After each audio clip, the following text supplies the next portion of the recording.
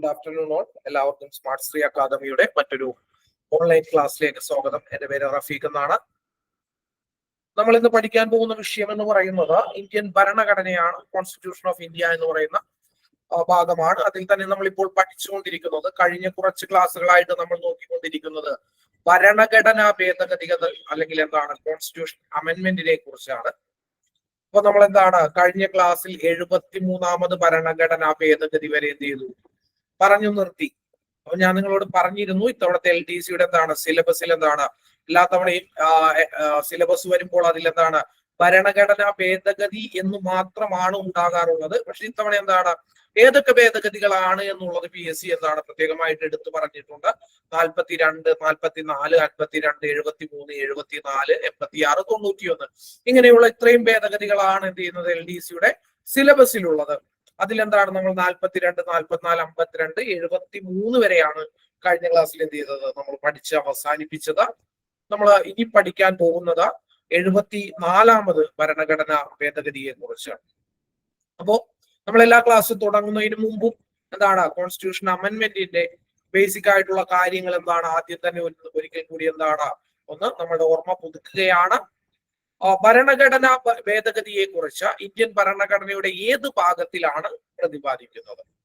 എന്താണ് ഭരണഘടനാ ഭേദഗതിയെ കുറിച്ച് ഏത് ഭാഗത്തിലാണ് പ്രതിപാദിക്കുന്നത്? ഭാഗം 20ലാണ്. ഏത് ആർട്ടിക്കിളാണ് ഭരണഘടനാ ഭേദഗതിയെ കുറിച്ച് പ്രതിപാദിക്കുന്നത്? ആർട്ടിക്കിൾ 368.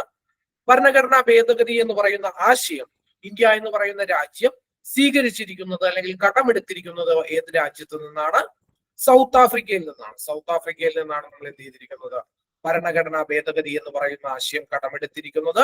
ഭരണഘടന ഭേദഗതി ചെയ്യുവാനുള്ള അധികാരം എന്ന് പറയുന്നത് ആർക്കാണ്? ഭരണഘടന ഭേദഗതി ചെയ്യുവാനുള്ള അധികാരം എന്ന് പറയുന്നത് പാർലമെന്റിനാണ്. പാർലമെന്റ് എന്ന് പറഞ്ഞാൽ എന്തെല്ലാം ചേരുന്നതാണ്? പാർലമെന്റ് എന്ന് പറഞ്ഞാൽ ലോകസഭ, രാജ്യസഭ ആൻഡ് പ്രസിഡന്റ്. ഇത് മൂന്നും ചേരുമ്പോഴാണ് അതിനെ നമ്മൾ എന്ത് എന്ന് വിളിക്കുക? അതിനെ നമ്മൾ പാർലമെന്റ് എന്ന് വിളിക്കുന്നത്. അപ്പൊ ഇതാണ് നമുക്ക് എന്താണ് ബേസിക് ആയിട്ട് നമ്മൾ എല്ലാ ക്ലാസ്സുകളിലും എന്താണ് ആദ്യമായിട്ട് പറയാറുള്ള കാര്യം. നമ്മൾ ഇനി വിഷയത്തിലേക്ക് കടക്കുകയാണ്. 74ാം ഭരണഘടനാ ഭേദഗതി. നമ്മൾ 73ാം ഭരണഘടനാ ഭേദഗതിയുമായിട്ട് വളരെയേറെ സാമ്യമുള്ളതും എന്താണ് അതുമായി ബന്ധപ്പെട്ട് കിടക്കുന്നതുമായിട്ടുള്ള ഭരണഘടനാ ഭേദഗതി തന്നെയാണ് എന്തെന്ന് പറയുന്നത് 74ാമത് ഭരണഘടനാ ഭേദഗതി 1992 എന്ന് പറയുന്നത്. 73ാം ഭരണഘടനാ ഭേദഗതി പഞ്ചായത്തി രാജിനെ കുറിച്ചാണ് പറയുന്നത്. അതായത് ഗ്രാമപ്രദേശങ്ങളിലുള്ള എന്താണ് സ്വയംഭരണ സ്ഥാപനങ്ങളെ കുറിച്ച്, തദ്ദേശീയ സ്വയംഭരണ സ്ഥാപനങ്ങളെ കുറിച്ചാണ് പ്രതിപാദിക്കുന്നതെങ്കിൽ അല്ലെങ്കിൽ പറയുന്നതെങ്കിൽ ഈ 74ാം ഭരണഘടനാ ഭേദഗതി എന്ന് പറയുന്നത് എന്തിനെ പറ്റിയാണ് എന്ന് ചോദിച്ചാൽ അത് നഗരപ്രദേശങ്ങളിലുള്ള തദ്ദേശീയ സ്വയംഭരണ സ്ഥാപനങ്ങളെ കുറിച്ചാണ്. ഉദാഹരണമായിട്ട് മുനിസിപ്പാലിറ്റികൾ, ഇതാണ് നഗരസഭകൾ, അങ്ങനെയുള്ള എന്താണ് സിസ്റ്റത്തിനെ കുറിച്ചാണ് 74ാമത് ഭരണഘടനാ ഭേദഗതി പറയുന്നത്. ഈ 74ാം ഭരണഘടനാ ഭേദഗതി പാസ്സായ വർഷമാണ് 1992 എന്ന് പറയുന്നത്. എന്നാണ് ഇത് പാസ്സായത്? 1992ലാണ് എന്ത് പാസ്സായത്? ഈ പറയുന്ന 74ാം ഭരണഘടനാ ഭേദഗതി എന്നുള്ളത് പാസ്സായത്. നിലവിൽ വന്നത് എന്നാണ്? നിലവിൽ വന്നത് ജൂൺ 1-ാം തീയതിയാണ്. 1993 ജൂൺ 1-ാം തീയതിയാണ് എന്ത് ചെയ്യുന്നത് 74ാം ഭരണഘടനാ ഭേദഗതി എന്ത് ചെയ്യുന്നത് നിലവിൽ വരുന്നത്. ഇത് തന്നെ നമ്മൾ എവിടെ പഠിച്ചിരുന്നു?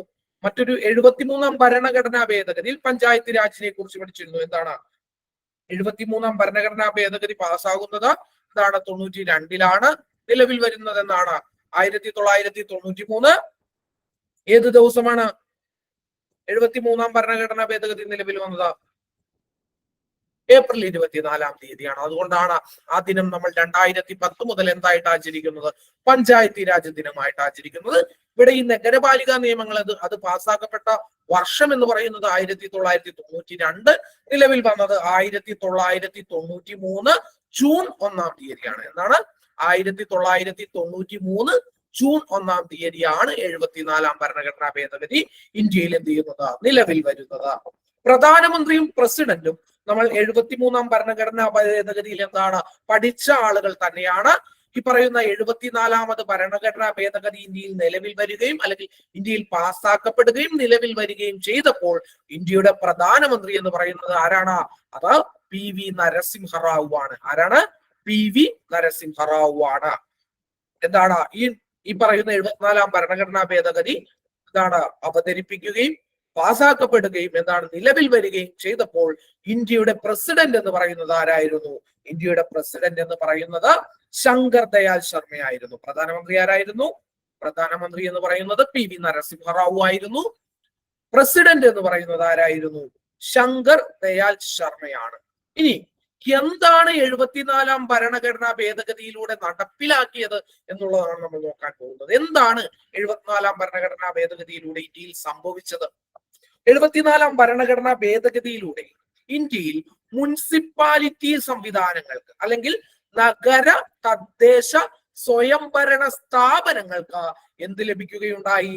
ഭരണഘടനയുടെ അംഗീകാരം ലഭിക്കുകയുണ്ടായി. എന്താണ് 74ാം ഭരണഘടനാ ഭേദഗതിയിൽ സംഭവിച്ചത്? അതായത് മുനിസിപ്പാലിറ്റി സംവിധാനങ്ങൾക്ക് മുനിസിപ്പാലിറ്റി സംവിധാനങ്ങൾക്ക് നഗര തദ്ദേശ സ്വയംഭരണ സ്ഥാപനങ്ങൾ എന്ന് വേണമെങ്കിൽ പറയാം. ഈ പറയുന്ന മുനിസിപ്പാലിറ്റി സംവിധാനങ്ങൾക്ക് എന്ത് ലഭിച്ചു? ഭരണഘടനാപരമായിട്ടുള്ള അംഗീകാരം ലഭിച്ചു. എന്തിലൂടെ? 74ാം ഭരണഘടനാ ഭേദഗതിയിലൂടെ. അപ്പൊ വേണമെങ്കിൽ ഇങ്ങനെ ചോദിക്കാം, മുനിസിപ്പാലിറ്റി സംവിധാനങ്ങൾക്ക് എന്താണ് ഭരണഘടനാപരമായിട്ടുള്ള അംഗീകാരം ലഭിച്ച ഭരണഘടനാ ഭേദഗതി എന്ന് പറയുന്നത് ഏത് ഭരണഘടനാ ഭേദഗതിയാണ്? അത് 74ാമത് ഭരണഘടനാ ഭേദഗതിയാണ്. മുനിസിപ്പാലിറ്റി സംവിധാനങ്ങൾക്ക് എന്ത് ലഭിച്ചു? ഭരണഘടനാപരമായിട്ടുള്ള അംഗീകാരം ലഭിക്കുന്നതിന് കാരണമായിട്ടുള്ള ഭേദഗതിയാണ് എന്തെന്ന് പറയുന്നത് ഈ പറയുന്ന 74ാം ഭരണഘടനാ ഭേദഗതി. 73ാം ഭരണഘടനാ ഭേദഗതി എന്തായിരുന്നു? 73ാം ഭേദഗതി എന്ന് പറയുന്നത് പഞ്ചായത്തി രാജ് സംവിധാനങ്ങൾക്ക് ഭരണഘടനാ അംഗീകാരം ലഭിച്ചു. 74ാം ഭരണഘടനാ ഭേദഗതി എന്ന് പറഞ്ഞാൽ എന്താണ്? ഈ പറയുന്ന മുനിസിപ്പാലിറ്റി സംവിധാനങ്ങൾക്ക് എന്ത് ചെയ്തു? ഭരണഘടനയുടെ അംഗീകാരം ലഭിച്ചു. ഇനി ഈ 74ാം ഭരണഘടനാ ഭേദഗതിയിലൂടെ എങ്ങനെയാണ് ഈ പറയുന്ന മുനിസിപ്പാലിറ്റി സംവിധാനങ്ങൾക്ക് ഭരണഘടനയുടെ അംഗീകാരം ലഭിക്കുന്നത്? അതിന് ആയിട്ട് എന്താണ് നമ്മൾ ഇന്ത്യൻ ഭരണഘടനയിൽ ഒരു ഭാഗം എന്ത് ചെയ്യുന്നു? കൂട്ടിച്ചേർക്കുന്നു. 74ാം ഭരണഘടനാ ഭേദഗതിയിലൂടെ ഇന്ത്യൻ ഭരണഘടനയിൽ എന്ത് ചെയ്യുന്നു? നമ്മൾ ഒരു ഭാഗം കൂട്ടിച്ചേർക്കുന്നു. ആ ഭാഗത്തിന്റെ പേരാണ് 9A എന്ന് പറയുന്നത്. ഭാഗം, പാർട്ട് ആണ് കൂട്ടിച്ചേർക്കുന്നത്. 74ാം ഭരണഘടനാ ഭേദഗതിയിലൂടെ എന്താണ് കൂട്ടിച്ചേർക്കപ്പെട്ട ഭരണഘടനയിലെ ഭാഗം അല്ലെങ്കിൽ പാർട്ട് ഏതാണെന്ന് ചോദിച്ചാൽ അതിന്റെ ഉത്തരം ഏതാണ്? അതിന്റെ ഉത്തരമാണ് 9A എന്ന് പറയുന്നത്. എന്താണ് 9A എന്ന് പറയുന്നത്? പക്ഷെ നമ്മൾ എന്താണ് 73ാം ഭരണഘടനാ ഭേദഗതിയിലൂടെ കൂട്ടിച്ചേർക്കപ്പെട്ട ഭരണഘടനയിലെ ഭാഗം ഏതായിരുന്നു? അത് 9 ആയിരുന്നു. എന്താണ് 73ാം ഭരണഘടനാ ഭേദഗതിയിലൂടെ കൂട്ടിച്ചേർക്കപ്പെട്ട ഭാഗം ഏതാണ്? ഭാഗം 9 ആയിരുന്നു. എന്നാൽ 74ാം ഭരണഘടനാ ഭേദഗതിയിലൂടെ എന്താണ് കൂട്ടിച്ചേർക്കപ്പെട്ട ഭാഗം എന്ന് പറയുന്നത് എന്താണ്? അത് 9A ആണ്. എന്താണ് 9A ആണ്. ഈ 9A 74ാം ഭരണഘടനാ ഭേദഗതിയിലൂടെ എന്താണ് 9A എന്ന് പറയുന്ന ഭാഗം കൂട്ടിച്ചേർത്തു. ഈ 9A എന്ന് പറയുന്ന ഭാഗം കൂട്ടിച്ചേർത്തതിന് ശേഷം ഈ 9Aക്ക് നമ്മൾ എന്ത് ചെയ്തു? ഒരു ഹെഡിങ് കൊടുത്തു. അല്ലെങ്കിൽ ഈ 9A എന്ന് പറയുന്ന ഭാഗത്തിന്റെ പേര് എന്ന് പറയുന്നത് മുനിസിപ്പാലിറ്റി എന്നാണ്. നമ്മൾ 73ാം ഭരണഘടനാ ഭേദഗതിയിൽ എന്താണ് പറഞ്ഞതുപോലെ തന്നെയാണ് ഇവിടെയും 73ാം ഭരണഘടനാ ഭേദഗതിയിൽ എന്താണ് നമ്മൾ 9 എന്ന് പറയുന്ന ഭാഗം കൂട്ടിച്ചേർക്കുന്നു. അതിന് പഞ്ചായത്ത് എന്ന് തലക്കെട്ട് കൊടുക്കുന്നു. 74ാം ഭരണഘടനാ ഭേദഗതിയിൽ എന്ത് ചെയ്യുന്നു? നമ്മൾ 9A എന്ന് പറയുന്ന ഭാഗം കൂട്ടിച്ചേർക്കുന്നു. അതിന് എന്തെന്ന് പേര് കൊടുക്കുന്നു? അതിന് നമ്മൾ മുനിസിപ്പാലിറ്റി എന്ന് പേര് കൊടുക്കുന്നു. എന്തെന്നാണ് കൊടുക്കുന്നത്? മുനിസിപ്പാലിറ്റി എന്ന് പേര് കൊടുക്കുന്നു. അപ്പോ 9A എന്ന് പറയുന്ന ഭാഗം എന്ത് ചെയ്യുന്നു? ഇന്ത്യൻ ഭരണഘടനയിൽ 74ാം ഭരണഘടനാ ഭേദഗതി പ്രകാരം എന്ത് ചെയ്യുന്നു? നമ്മൾ കൂട്ടിച്ചേർക്കുന്നു, ഇന്ത്യൻ ഭരണഘടനയുടെ ഭാഗമാക്കുന്നു. അപ്പോ ഈ 9A എന്ന് പറയുന്ന ഭാഗത്തിൽ എന്താണ്? നിങ്ങൾക്കറിയാം, ഭാഗത്തിന് അടിയിലായിട്ട് എന്തുണ്ടാകും? ആർട്ടിക്കിളുകൾ ഉണ്ടാകും, അല്ലെങ്കിൽ അനുച്ഛേദങ്ങൾ ഉണ്ടാകും. ഈ ഭാഗം 9Aയിൽ എന്താണ് ഉൾപ്പെട്ടിരിക്കുന്ന അനുച്ഛേദങ്ങൾ ഏതാണ് എന്നുള്ളതാണ് നമ്മൾ എന്ത് ചെയ്യാൻ പോകുന്നത്? അടുത്തതായിട്ട് നോക്കുവാനായിട്ട് പോകുന്നത്. അപ്പൊ നമുക്ക് കഴിഞ്ഞ ക്ലാസ്സിൽ ഭാഗം 9ൽ ഏതൊക്കെ ആർട്ടിക്കിളുകളാണ് ഉണ്ടായിരുന്നത് എന്നാണ് പഠിച്ചത്? ഭാഗം 9 എന്താ ഏതൊക്കെ ആർട്ടിക്കിളുകൾ ഉണ്ട് എന്നാണ് നമ്മൾ പഠിച്ചത്? വേഗം കമന്റ് ചെയ്യൂ കേട്ടോ.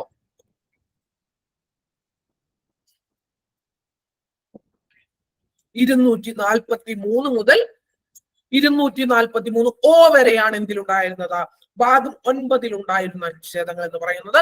അതിന്റെ കണ്ടിന്യൂഷൻ ആണ്, അല്ലെങ്കിൽ അതിന്റെ തുടർച്ചയാണ് എവിടെയുള്ളത്?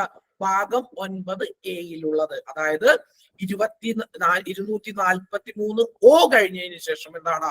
ഓ കഴിഞ്ഞാൽ പിന്നെ എന്താണ്? പി ആണ്.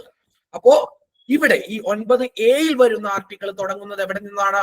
243 പി തുടങ്ങിയിട്ട് 243 ഇസഡ് ജി വരെയാണ് എന്ന് പറയുന്നത്. ഭാഗം 9 എയിൽ ഉൾപ്പെട്ടിരിക്കുന്ന അനുച്ഛേദങ്ങൾ അല്ലെങ്കിൽ ആർട്ടിക്കിളുകൾ എന്ന് പറയുന്നത്. ഭാഗം 9 എയിൽ ഉൾപ്പെട്ടിരിക്കുന്ന അനുച്ഛേദങ്ങൾ അഥവാ ആർട്ടിക്കിളുകൾ എന്ന് പറയുന്നത് എവിടെ മുതലാണ്? 243 പി മുതൽ എന്താണ്? 243 ഇസഡ് ജി വരെ. അതെങ്ങനെയാണ്? അതായത് HIJKLMNO പി കഴിഞ്ഞാൽ എന്താണ്? QRSTUVWXYZ വരെ വരും. അതിനുശേഷം വീണ്ടും എങ്ങനെ തുടങ്ങും? ZA, ZB, ZC എന്ന് തുടങ്ങിയിട്ട് ZG വരെ വരും. ZG വരെ വരും. അങ്ങനെ 18 ആർട്ടിക്കിളുകളാണ് എവിടെയുള്ളത്? ഭാഗം 9 എയിലുള്ളത്. അപ്പോ ഭാഗം 9 എയിൽ ഉൾപ്പെട്ടിരിക്കുന്ന അനുച്ഛേദങ്ങൾ എന്ന് പറയുന്നത് 243 പി മുതൽ എവിടെ വരെയാണ്? 243 ഇസഡ് ജി വരെയാണ്. അതിൽ ഉൾപ്പെട്ടിരിക്കുന്ന ആർട്ടിക്കിളുകളുടെ എണ്ണം എന്ന് പറയുന്നത് എത്രയാണ്? 18 ആണ്. അപ്പൊ നമ്മൾ ഈ കഴിഞ്ഞ ക്ലാസ്സിൽ എന്താണ് 243 മുതൽ 243 പി വരെ എത്ര ആർട്ടിക്കിളുകൾ ഉണ്ട് എന്നാണ് നമ്മൾ പഠിച്ചത്? എത്ര ആർട്ടിക്കിളുകൾ ഉണ്ട് എന്നാണ് നമ്മൾ പഠിച്ചത്? എത്ര ആർട്ടിക്കിളുകൾ ഉണ്ട് എന്നാണ് നമ്മൾ പറഞ്ഞത്, പഠിച്ചത്? നിങ്ങൾ പഠിക്കുന്നുണ്ടോ?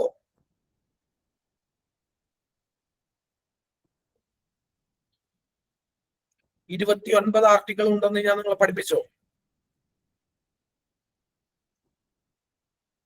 16 ആർട്ടിക്കിളുകൾ ഉണ്ട് എന്നല്ലേ ഞാൻ പഠിപ്പിച്ചത്? അല്ലെ, 16 തന്നെയല്ലേ ഞാൻ പഠിപ്പിച്ചത്? എനിക്ക് തെറ്റിയോ? എനിക്ക് തെറ്റിയോ? ഇല്ല, 16 ആർട്ടിക്കിളുകൾ ഉണ്ട് എന്ന് തന്നെയാണ് ഞാൻ പഠിപ്പിച്ചത്. 16 ആർട്ടിക്കിളുകൾ ഉണ്ട് എന്നാണ് പഠിപ്പിച്ചത്. അതായത് 243 മുതൽ 243 ഓ വരെ 16 ആർട്ടിക്കിളുകളാണുള്ളത്. 243 പി മുതൽ 243 ഇസഡ് ജി വരെ എത്ര ആർട്ടിക്കിളുകളുണ്ട്? അവിടെ 18 ആർട്ടിക്കിളുകളുണ്ട്. ഇനി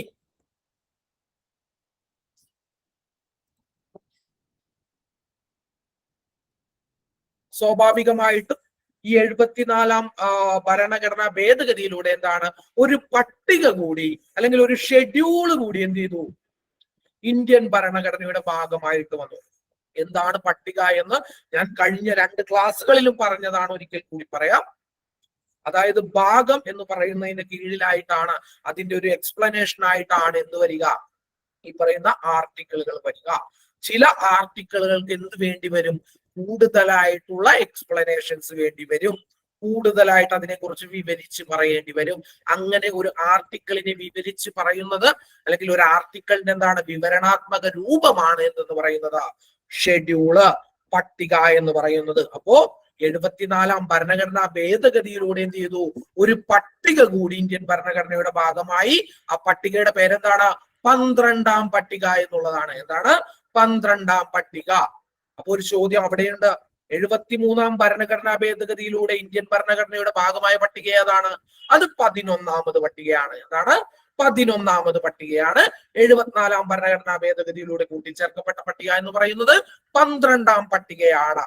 ഇന്ത്യൻ ഭരണഘടനയിൽ ഏറ്റവും അവസാനമായി കൂട്ടിച്ചേർക്കപ്പെട്ട പട്ടികയാണ് എന്തെന്ന് പറയുന്നത് ഈ പറയുന്ന 12-ാം പട്ടിക എന്ന് പറയുന്നത്.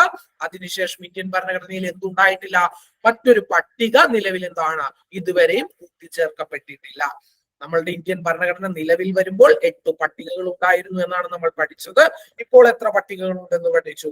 ഇപ്പോൾ 12 പട്ടികകളാണ് ഇന്ത്യൻ ഭരണഘടനയിൽ നിലവിലുള്ളത്.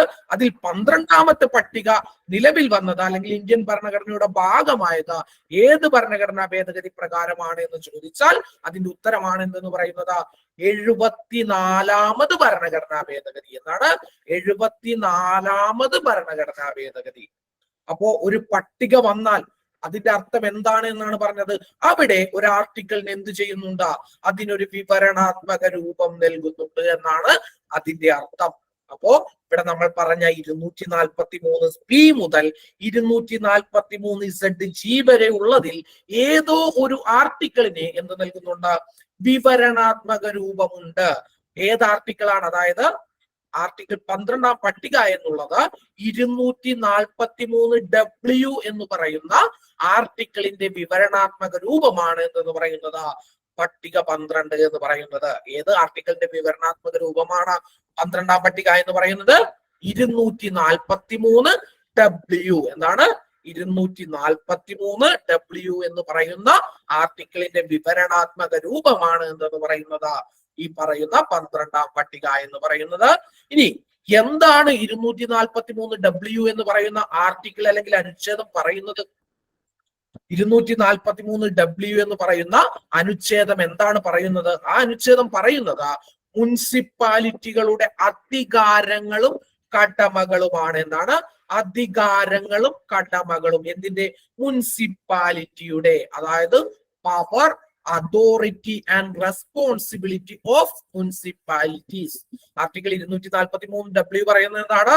Power, authority and responsibility of municipalities. അപ്പോ ആർട്ടിക്കിൾ 243W എന്ന് പറയുന്ന ആർട്ടിക്കിളിന്റെ വിവരണാത്മക രൂപമാണ് എന്തെന്ന് പറയുന്നത് 12ാം പട്ടിക എന്ന് പറയുന്നത്. ഈ പറയുന്ന 243W പറയുന്നത് എന്തിനെ കുറിച്ചാണ്? അത് മുനിസിപ്പാലിറ്റികളുടെ അധികാരങ്ങളും കടമകളെയും കുറിച്ചാണ് 243W പറയുന്നത്. അപ്പൊ സ്വാഭാവികമായിട്ടും നിങ്ങൾക്ക് അത് കണക്ട് ചെയ്ത് പഠിക്കാൻ വേറൊരെണ്ണം നമ്മൾ തൊട്ട് മുമ്പ് പഠിച്ചിരുന്നു. എന്താണ്? 11ാം പട്ടിക എന്ന് പറയുന്നത് ഏത് ആർട്ടിക്കിളിന്റെ വിവരണാത്മക രൂപമാണ്? 243G എന്ന് പറയുന്ന ആർട്ടിക്കിളിന്റെ വിവരണാത്മക രൂപമായിരുന്നു എന്തെന്ന് പറയുന്നത് 11ാം പട്ടിക. അവിടെ പറയുന്നത് എന്തിന്റെ പവർ ആൻഡ് റെസ്പോൺസിബിലിറ്റിയെ കുറിച്ചാണ്? പഞ്ചായത്തിന്റെ. 243G പറയുന്നത് പഞ്ചായത്തിന്റെ എന്താണ്? പവർ ആൻഡ് അതോറിറ്റിയെ കുറിച്ചാണ്. Power, authority and responsibility of പഞ്ചായത്തിനെ കുറിച്ചാണ് പറയുന്നത്. 12ാം പട്ടിക എന്താണ്? 243W എന്താണ്? വിവരണാത്മക രൂപമാണ്. പറയുന്നത് എന്താണ്? മുനിസിപ്പാലിറ്റിയുടെ അധികാരങ്ങളും കടമകളും. കമ്പയർ ചെയ്ത് പഠിക്കുക. നിങ്ങൾക്ക് എന്താണ്? പെട്ടെന്ന് ഓർത്തിരിക്കുവാനായിട്ട് കഴിയും. ഇനി 12ാം പട്ടികയിൽ പ്രതിപാദിക്കുന്ന വിഷയങ്ങളുടെ എണ്ണം എന്താണ്? 12ാം പട്ടികയിൽ പ്രതിപാദിക്കുന്ന വിഷയങ്ങളുടെ എണ്ണം എത്രയാണ്? അത് 18 ആണ്. 12ാം പട്ടികയിൽ പ്രതിപാദിക്കുന്ന വിഷയങ്ങളുടെ എണ്ണം എത്രയാണ്? 18 ആണ്. അപ്പോ 11ാം പട്ടികയിൽ എന്താണ് പ്രതിപാദിക്കുന്ന വിഷയങ്ങളുടെ എണ്ണം എത്രയായിരുന്നു? 29 ആണ്. 11ാം പട്ടികയിൽ 29 വിഷയങ്ങളും 12ാം പട്ടികയിൽ എത്ര വിഷയങ്ങളുമുണ്ട്? ഇന്ത്യൻ ഭരണഘടനയുടെ 12ാം പട്ടികയിൽ 18 വിഷയങ്ങളുമാണ് ഉള്ളത്.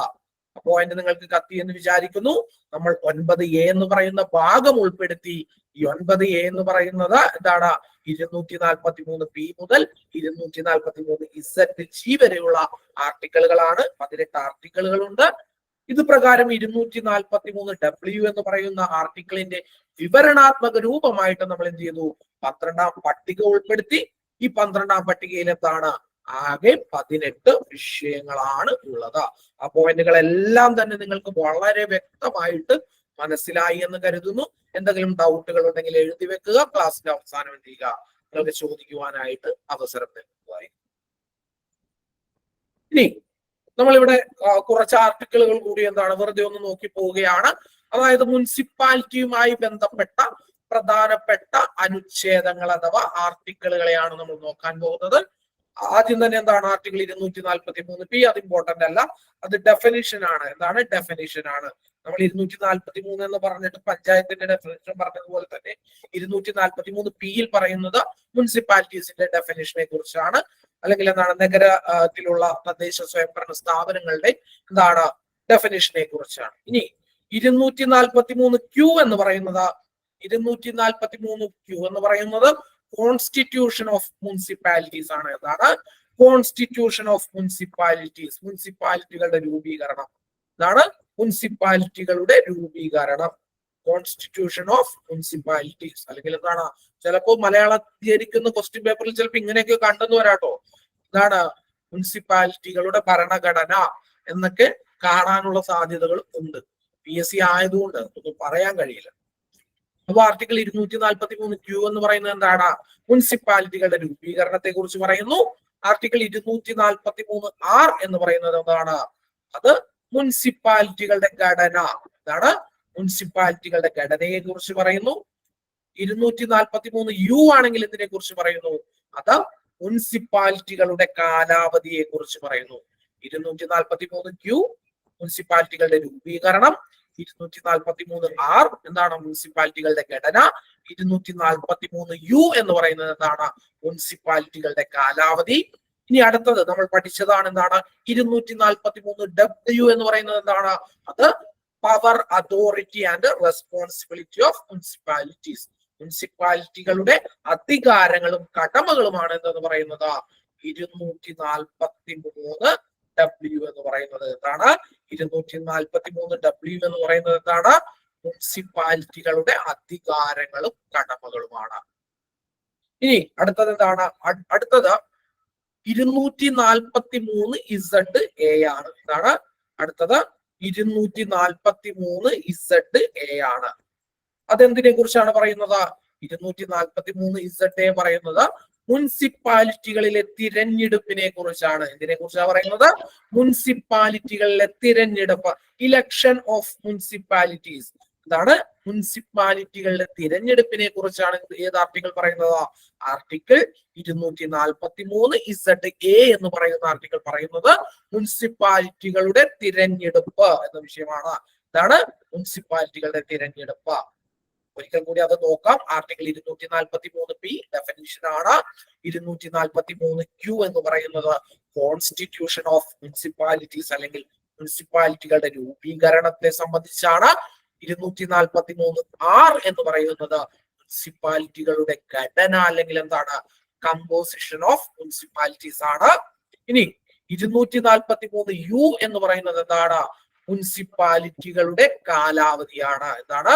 മുനിസിപ്പാലിറ്റികളുടെ കാലാവധിയാണ്. ഇനി 243 എന്നതിനെ കുറിച്ചാണ് പറയുന്നത്. 243 പറയുന്നത് മുനിസിപ്പാലിറ്റികളുടെ അധികാരങ്ങളും കടമകളുമാണ്. മുനിസിപ്പാലിറ്റികളുടെ അധികാരങ്ങളും കടമകളും അഥവാ power, authority and responsibility of municipality. Article 243 എന്താണ് പറയുന്നത്? മുനിസിപ്പാലിറ്റികളുടെ തിരഞ്ഞെടുപ്പിനെ കുറിച്ച് പറയുന്നു. പറയുന്നു മുനിസിപ്പാലിറ്റികളുടെ തിരഞ്ഞെടുപ്പിനെ കുറിച്ചാണ് 243 എന്ന് പറയുന്ന ആർട്ടിക്കിൾ എന്ത് ചെയ്യുന്നത്? പറയുന്നത്. ഇത് നോക്കുക. കേരള മുനിസിപ്പാലിറ്റി ആക്ട് നിലവിൽ വന്നത് എന്നാണ്. എന്താണ്? കേരള മുനിസിപ്പാലിറ്റി ആക്ട് നിലവിൽ വന്നത് എന്നാണ്. അത് 1994 മെയ് 30 എന്നാണ്. 1994 മെയ് 30 എന്ത് നിലവിൽ വരുന്നത്? കേരള മുനിസിപ്പാലിറ്റി ആക്ട് നിലവിൽ വരുന്നത്.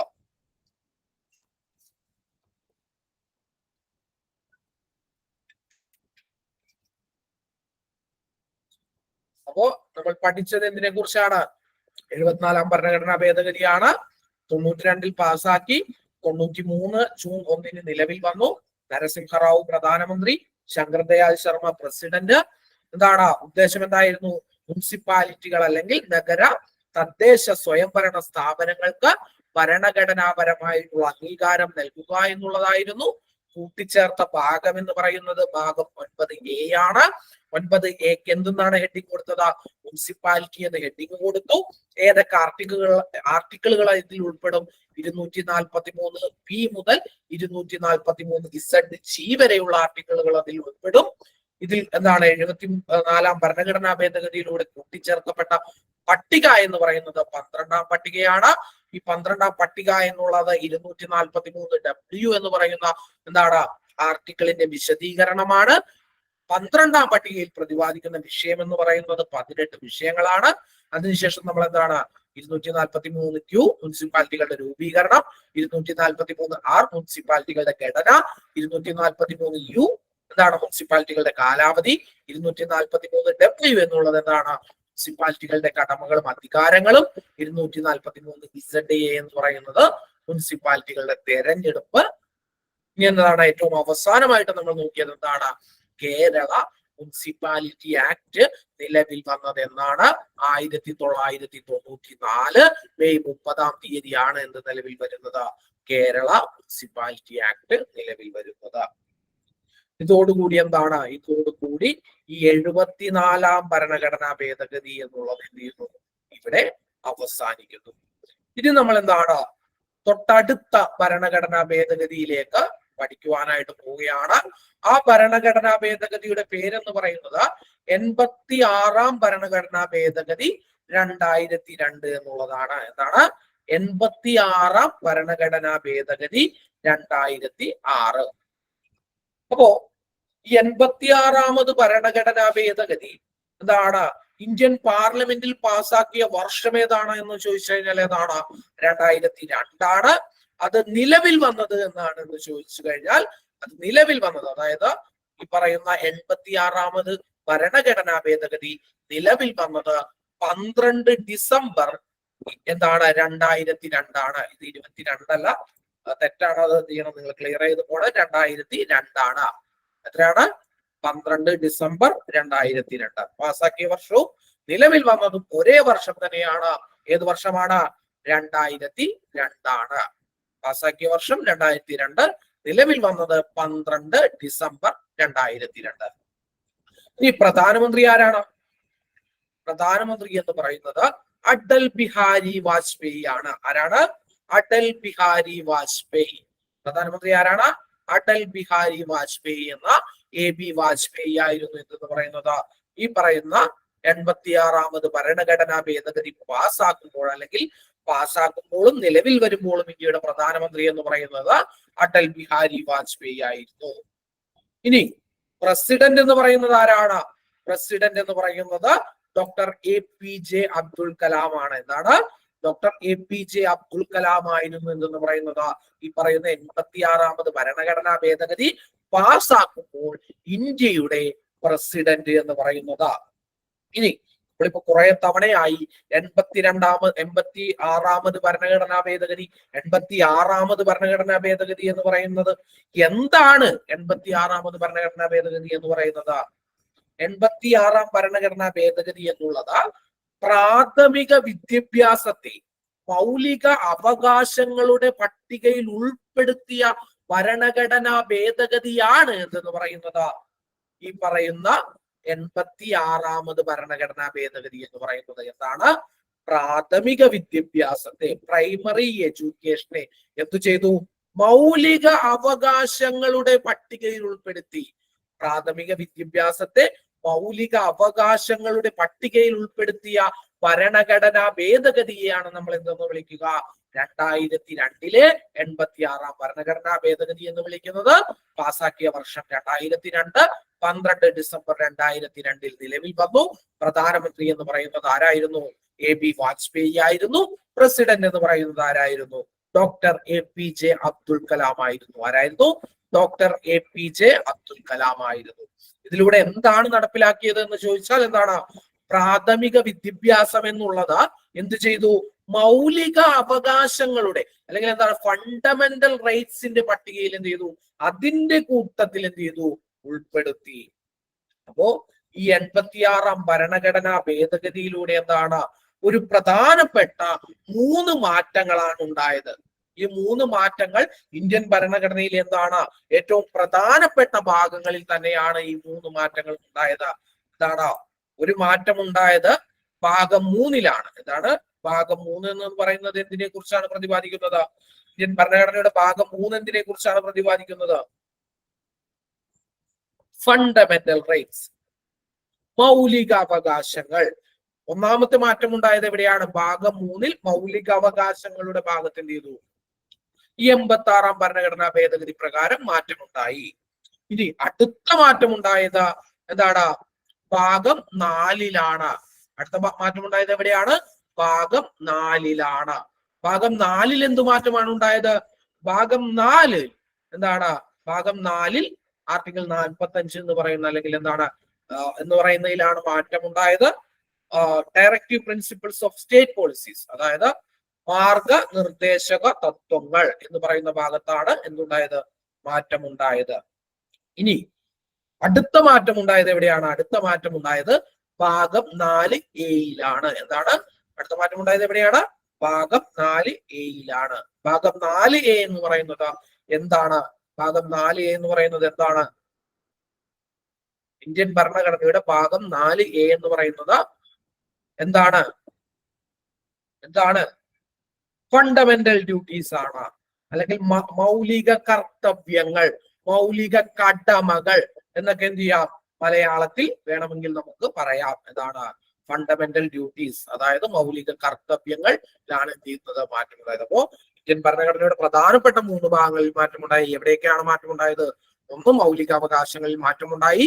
എന്താണ്? 2 മാർഗനിർദ്ദേശക തത്വങ്ങളിൽ മാറ്റമുണ്ടായി. 3 എന്താണ്? 3 എവിടെയാണ്? ഫണ്ടമെന്റൽ ഡ്യൂട്ടീസ്, മൗലിക കടമകളിൽ മാറ്റമുണ്ടായി. ഇനി നമ്മൾ എന്തൊക്കെ മാറ്റങ്ങളാണ് ഉണ്ടായത് എന്നുള്ളതാണ് എന്ത് ചെയ്യാൻ പോകുന്നത്? നോക്കുവാനായിട്ട് പോകുന്നത്. അപ്പോ 86-ാം ഭരണഘടനാ ഭേദഗതി എന്തിനെ കുറിച്ചാണ് എന്നാണ് ഞാൻ നിങ്ങളോട് പറഞ്ഞത്. അത് പ്രാഥമിക വിദ്യാഭ്യാസത്തെ ഫണ്ടമെന്റൽ റൈറ്റ്സിന്റെ ഭാഗമാക്കാനുള്ളതാണ്. അപ്പോ സ്വാഭാവികമായിട്ടും നമ്മൾ വിദ്യാഭ്യാസത്തെ കുറിച്ച് പറയുമ്പോൾ അതുമായി ബന്ധപ്പെട്ടുകൊണ്ട് ഒരു ചോദ്യം നിങ്ങളുടെ മനസ്സിലേക്ക് എപ്പോഴും ഉണ്ടാകണം. എന്താണ് ഈ പറയുന്ന വിദ്യാഭ്യാസം എന്നുള്ളത് ഇന്ത്യൻ ഭരണഘടനയുടെ ഏത് ലിസ്റ്റിലാണ് ഉൾപ്പെട്ടിരിക്കുന്നത്? വിദ്യാഭ്യാസം എന്നുള്ളത് ഇന്ത്യൻ ഭരണഘടനയിൽ ഏത് ലിസ്റ്റിലാണ് ഉൾപ്പെട്ടിരിക്കുന്നത് എന്ന് ചോദിച്ചാൽ നിങ്ങൾ എന്ത് ഉത്തരം പറയും?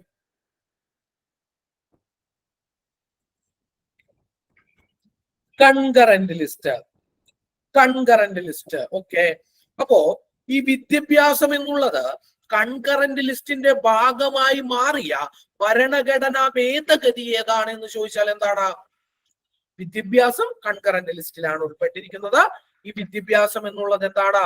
കൺകറന്റ് ലിസ്റ്റിൽ ഉൾപ്പെടുത്തിയ ഭരണഘടനാ ഭേദഗതി ഏതാണെന്ന് ചോദിച്ചാൽ അതിന്റെ ഉത്തരം എന്ന് പറയുന്നത് ഏതാണ്? 42ാമത് ഭരണഘടനാ ഭേദഗതിയാണ്. 42ാമത് ഭരണഘടനാ ഭേദഗതി. 93 ഒക്കെ പറയല്ലേ. അപ്പൊ 42ാം ഭരണഘടനാ ഭേദഗതി പറഞ്ഞപ്പോ നമ്മൾ 5 വിഷയങ്ങൾ എന്താണ് സ്റ്റേറ്റ് ലിസ്റ്റിൽ നിന്ന് കൺകറന്റ് ലിസ്റ്റിലേക്ക് മാറ്റി എന്നൊക്കെ നമ്മൾ പറഞ്ഞു. അതിലൊന്ന് എഡ്യൂക്കേഷൻ ആണ്, വിദ്യാഭ്യാസമാണ്. ആ വിദ്യാഭ്യാസം എന്ന് പറയുന്നത് കൺകറന്റ് ലിസ്റ്റിൽ ഉൾപ്പെടുത്തിയ ഭരണഘടനാ ഭേദഗതി എന്ന് പറയുന്നത് 42ാം ഭരണഘടനാ ഭേദഗതിയാണ്. 1976-ലെ 42ാമത് ഭരണഘടനാ ഭേദഗതിയിലൂടെയാണ് എന്ത് ചെയ്തത്?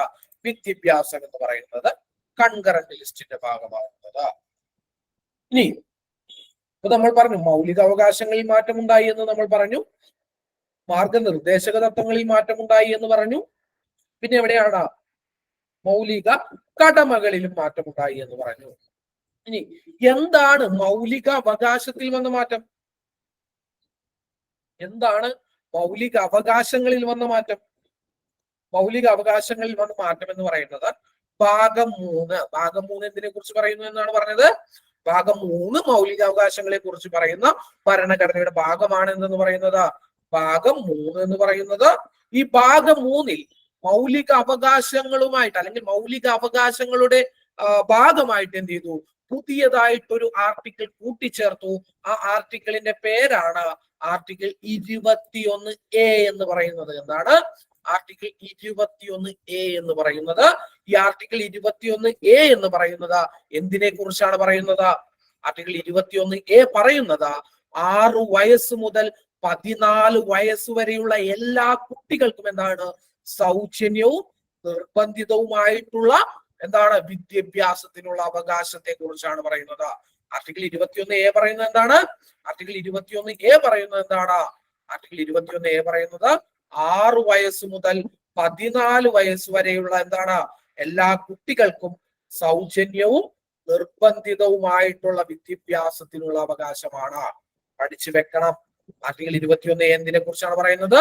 ആർട്ടിക്കിൾ 21A 6 വയസ്സ് മുതൽ 14 വയസ്സ് വരെയുള്ള എല്ലാ കുട്ടികൾക്കും സൗജന്യം നിർബന്ധിതവുമായിട്ടുള്ള എന്ത് നൽകണം? വിദ്യാഭ്യാസം കൊടുക്കണം. അത് ആരുടെ കടമയാണ്?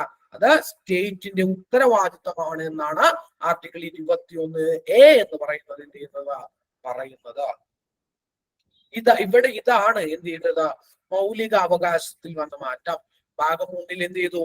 ആർട്ടിക്കിൾ 21A എന്ന് പറയുന്ന ഭാഗം ഉൾപ്പെടുത്തി. ആർട്ടിക്കിൾ 21A പ്രൊട്ടക്ട് ചെയ്യുന്ന ഇന്ത്യൻ ഭരണഘടനയുടെ വകുപ്പ് ഏതാണ്? ആർട്ടിക്കിൾ 21A സംരക്ഷിക്കുന്ന ഭരണഘടനയുടെ വകുപ്പ് ഏതാണ്?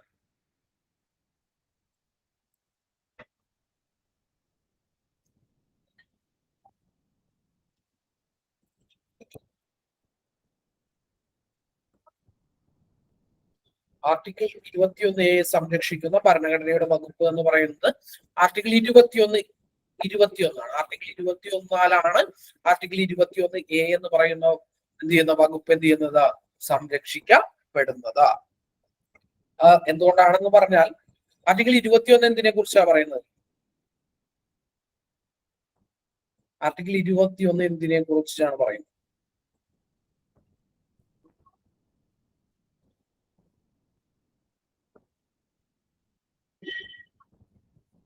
വ്യക്തി സ്വാതന്ത്ര്യമാണോ ആർട്ടിക്കിൾ 21?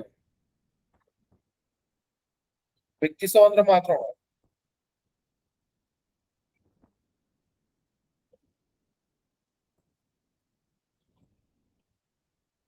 ജീവിക്കാനുള്ള അവകാശത്തെ കുറിച്ച് പറയുന്നു. എന്തിനെ കുറിച്ച് പറയുന്നു? ജീവിക്കാനുള്ള അവകാശത്തെ കുറിച്ച് പറയുന്നു. വെറുതെ ജീവിക്കാനുള്ള അവകാശത്തെ കുറിച്ചല്ല ആർട്ടിക്കിൾ 21 പറയുന്നത്. ഓരോ പൗരനും എന്താണ്? മാന്യമായിട്ട് സ്വാഭിമാനത്തോടു കൂടി ജീവിക്കാനുള്ള അവകാശത്തെ കുറിച്ചാണ് എന്ന് പറയുന്നത് ആർട്ടിക്കിൾ 21 പറയുന്നത്. അങ്ങനെ ജീവിക്കണമെങ്കിൽ എന്ത് വേണം? നല്ല വിദ്യാഭ്യാസം വേണം. എന്താണ്? അവർക്ക് എന്താണ്? വിദ്യാഭ്യാസം നല്ല രീതിയിൽ ലഭിച്ചിരിക്കണം. അതുകൊണ്ടാണ് പറയുന്നത്. അതുകൊണ്ടാണ് ഈ പറയുന്ന ജീവിക്കാനുള്ള അവകാശത്തിന് കീഴിലായിട്ട് ആർട്ടിക്കിൾ 21A എന്ന് പറയുന്നത് ഉൾപ്പെടുത്തിയത്. ആർട്ടിക്കിൾ 21A സംരക്ഷിക്കുന്ന വകുപ്പ് എന്ന് പറയുന്നത് ആർട്ടിക്കിൾ 21 അതായത് മാന്യമായിട്ട് ജീവിക്കണമെങ്കിൽ എന്ത് വേണം? നല്ല വിദ്യാഭ്യാസം ലഭിക്കണം. അതുകൊണ്ട് തന്നെയാണ് പറയുന്നത് ആർട്ടിക്കിൾ 21A സംരക്ഷിക്കുന്ന വകുപ്പ് എന്ന് പറയുന്ന ഭരണഘടനാ വകുപ്പ് ഏതാണെന്ന് ചോദിച്ചാൽ അത് ആർട്ടിക്കിൾ 21 ആണ്. ഇനി 86 ഭരണഘടനാ ഭേദഗതിയിലൂടെ എന്താണ്? മൗലിക അവകാശങ്ങളിൽ വന്ന മാറ്റം എന്താണെന്ന് നമ്മൾ പഠിച്ചു. ഇനി 86 ഭരണഘടനാ ഭേദഗതിയിലൂടെ എന്താണ്? മാർഗനിർദ്ദേശക തത്വത്തിൽ മാറ്റം വന്നു. അല്ലെങ്കിൽ എന്താണ്? ഡയറക്റ്റീവ് പ്രിൻസിപ്പൽസ് ഓഫ് സ്റ്റേറ്റ് പോളിസിയിൽ വ്യത്യാസം വന്നു. എന്താണ് DPSP എന്ന് പറയുന്നത്? നമ്മൾ പറഞ്ഞു, അതായത് ഇന്ത്യ എന്ന് പറയുന്ന രാജ്യത്തെ ഒരു ക്ഷേമരാഷ്ട്രമാക്കി മാറ്റുന്നതിന് എന്തൊക്കെ നിയമങ്ങൾ സൃഷ്ടിക്കണമെന്ന്, അല്ലെങ്കിൽ എന്താണ് എന്തൊക്കെ നിയമങ്ങൾ ഉണ്ടാക്കണമെന്ന് നമ്മളുടെ ഭരണഘടന എന്താണ് ഇന്ത്യയിൽ വരുന്ന ഭരണകർത്താക്കളോട് മുൻകൂട്ടി എന്ത് ചെയ്യുന്നുണ്ട്? നിർദ്ദേശിക്കുന്നുണ്ട്. ഇതിനെയാണ് എന്തെന്ന് പറയുന്നത്? നിർദ്ദേശക തത്വങ്ങൾ, directive principles of state policies എന്ന് പറയുന്നത്. അപ്പോ ഈ DPSPയിൽ എന്ത് മാറ്റമാണ് ഉണ്ടായത്? ഈ DPSP എന്ന് പറയുന്നത് ഭരണഘടനയുടെ ഏത് ഭാഗത്താണ് പ്രതിപാദിക്കുന്നത്?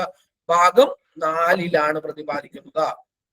ഈ ഭാഗം 4 ആർട്ടിക്കിൾ 45 എന്ന് പറയുന്ന എന്താണ് ഒരു ആർട്ടിക്കിളിൽ പ്രതിപാദിക്കുന്ന വിഷയത്തിൽ എന്ത് ചെയ്തു? മാറ്റം വരുത്തി. ആർട്ടിക്കിൾ 45 പ്രതിപാദിക്കുന്ന വിഷയത്തിൽ എന്ത് ചെയ്തു? മാറ്റം വരുത്തി. അപ്പോ എന്താണ് ആർട്ടിക്കിൾ 45 പ്രതിപാദിക്കുന്നത്?